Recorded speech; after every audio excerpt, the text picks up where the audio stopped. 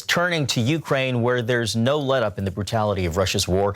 This video from the Ukrainian president's office shows the aftermath of a rocket strike earlier today. It killed more than 30 people and wounded over 100 at a train station that was being used to evacuate civilians in the eastern part of the country. The governor of the Donetsk region said thousands of civilians were waiting at the station to evacuate when the rocket attack hit. That strike coming after Kremlin forces laid waste to a Ukrainian city in a different region. CBN's Brody brings us that story. Devastation is all that's left for Ukrainian locals in the northern Ukrainian city of Chernihiv. Russian forces destroyed two-thirds of the city before leaving to regroup in eastern Ukraine.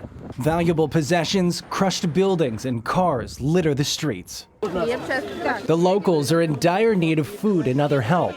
All this as the U.S. again pointing to Russian abuses against Ukrainian citizens. With each day, more and more credible reports of rape, killings, torture are emerging.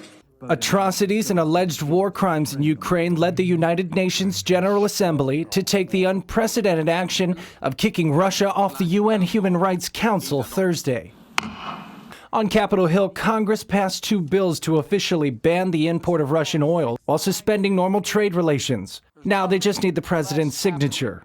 And in Ukraine itself, growing concerns that Russia is about to launch another large offensive in the eastern Donbass region. Those reports spurred Kyiv to call on the West to send more help. My agenda is very simple. It has only 3 items on it.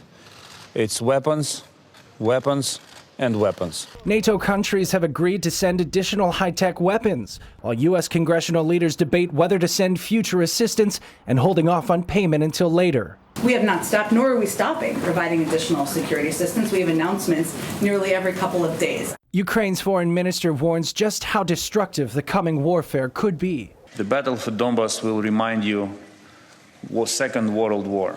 As the fighting continues, Ukrainian refugees continue to stream into Poland. More than 4.3 million Ukrainians have now fled the war-torn country, the majority of them entering through Poland. Brody, CBN News. And as Ukrainian refugees flood across the border into Poland, CBN's Operation Blessing is there to greet them. Among the refugees, 2 women who spoke about how the war destroyed their village, their escape to Poland, and the warm welcome they received from Operation Blessing. We didn't believe it at first. When it all started, my younger brother knocked on the door and said the war had begun. We looked at him and said, "What kind of war? Are you crazy? We're in the 21st century. It's impossible to have a war." But we were there when the bombs started flying in Kiev. Then we believed. Natasha and Dasha hid with their families as the war raged around them. Our defenses couldn't hold them back. There were a lot of soldiers and they stopped in our village.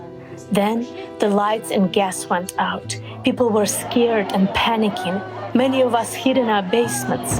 There were explosions everywhere and machine gun fire. After a few days, it was clear to Natasha and Dasha that they needed to escape, but Russian soldiers blocked their path. There was a way where you could walk or go by car, and at the beginning the soldiers allowed us to go to where our army was.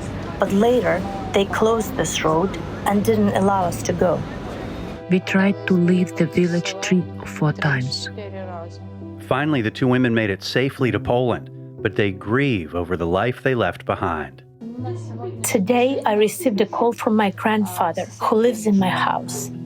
He did not want to leave the village, but now he has. He said, "The village is no more. It was fully destroyed. The bombs hit people's houses indiscriminately." Our hope is that this will end soon and we'll be reunited with other families. It's very hard to get away from it all. Thanks to the support of Operation Blessing partners, we have teams on the ground helping provide support to many refugees like Natasha and Dasha. There is so much help provided for us. We came filled with fear and didn't know where to go.